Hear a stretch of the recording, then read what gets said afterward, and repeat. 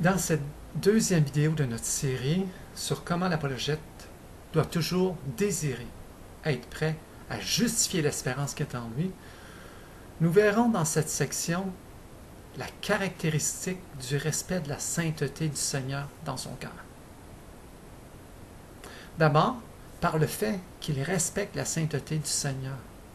Commencez par ça.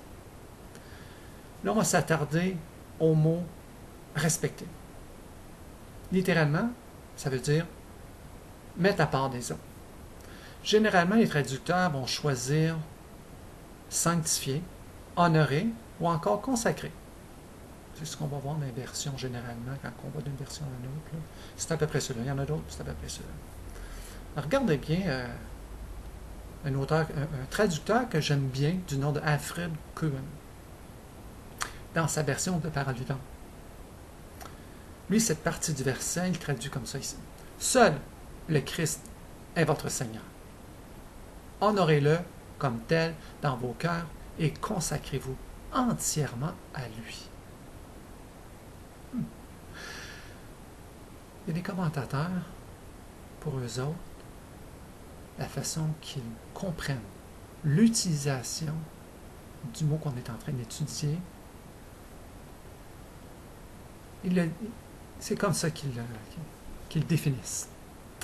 Le sanctifier, c'est s'incliner devant lui pour le laisser régner lui seul dans notre vie. Il y a aussi un autre endroit, moi ce que j'aime bien, c'est d'essayer de comprendre la Bible par la Bible. Donc ce que je vais faire, je suis allé voir aussi dans 1 Pierre, dans le premier chapitre de Pierre, on peut voir un peu comment est-ce que Pierre pense sur ce mot-là. Regardez bien ça, c'est au verset 15 et 16. C'était assez intéressant. Regardez bien ça, on va lire ça ensemble. Au contraire, puisque celui qui vous a appelé est saint, vous aussi soyez saints dans toute votre conduite. En effet, il est écrit, vous serez saints, car moi je suis saint. Pas pire, hein? Ça, c'est dans la version second 21 toujours. Fait qu'on peut comprendre que c'est aussi la poursuite de la sanctification. Mais pourquoi est-ce que Pierre leur dit ça? Il faut se souvenir à quelle époque qu'on est là. À cette époque-là, on est au 1er siècle. Les chrétiens, quand ils faisaient allégeance publique, que c'était Jésus leur Seigneur. C'est que c'est lui le Seigneur. Qui font allégeance à Jésus, ils pouvaient risquer de perdre leur liberté et même leur vie. C'était ça. Pourquoi? C'est parce que c'était pas César. Il disait non, c'est pas César qui est mon Seigneur, je regrette. C'est Jésus-Christ.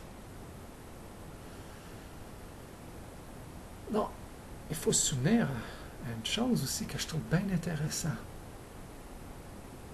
L'auteur. Qui est l'auteur? C'est le même qui a renié Jésus 3 fois. C'est le même aussi qui a eu peur de la jeune servante. Vous vous souvenez? Ok, mais Benoît, ça fait quoi comme différence que Pierre soit peureux? Attention, là. Attention, notre apôtre va certainement comprendre. L'apôtre va certainement comprendre ce que les chrétiens de l'Asie mineure pouvaient vivre. Il peut comprendre ce que ça faisait l'effet de la peur, quand ça prenait le contrôle de la volonté, ça prenait le contrôle, il figeait. Il comprenait. Ok, Benoît, là, mais comment est-ce qu'il peut faire pour les aider? Je pense qu'on a un petit indice dans le verset.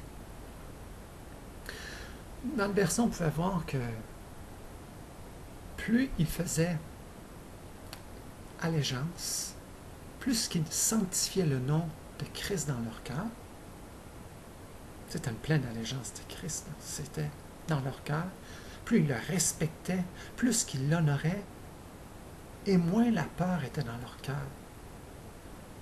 Une entière soumission était la façon de briser cette chaîne-là.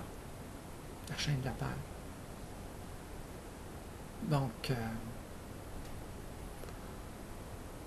nous, au Québec, ici, il est clair qu'on ne vit pas les mêmes conditions que ces chrétiens de l'Asie mineure. Ça, c'est évident. Bon, peut-être qu'on peut se faire rire de nous autres ici, là, pas de temps en temps, mais c'est vrai, tout, là, franchement, t'sais, on vit pas ça, pour le moment. Donc, peux-tu dire que le fait qu'on n'a pas cette pression-là, on a plus de facilité à honorer Christ, qu'on a moins peur des hommes, ben, je pense qu'on pourrait faire mieux. Oui. Qu'est-ce que je veux dire par là?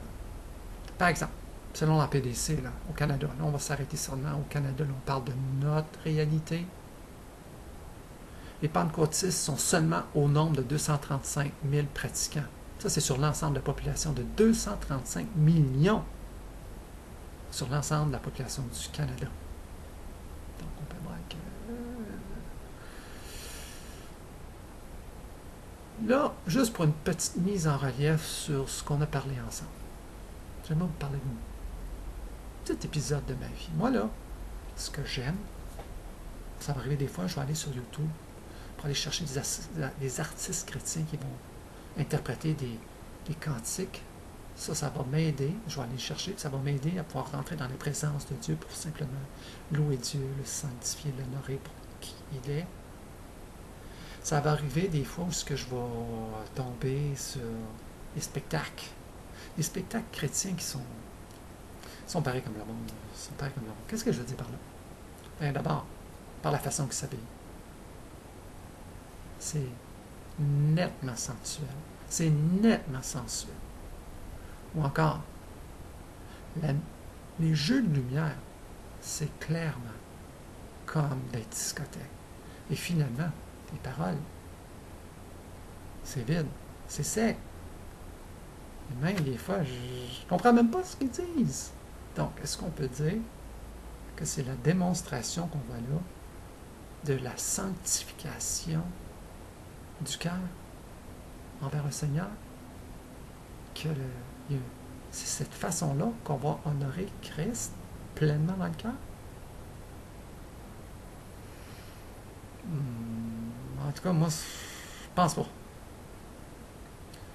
Donc, comment est-ce que notre apologète peut-il toujours vouloir être prêt? Nous comprenons que la caractéristique d'incliner le cœur devant le Seigneur est démontrée par le fait de le laisser régner lui seul dans son cœur. Dans la prochaine vidéo, on va prendre le temps de regarder la prochaine partie du verset. À bientôt.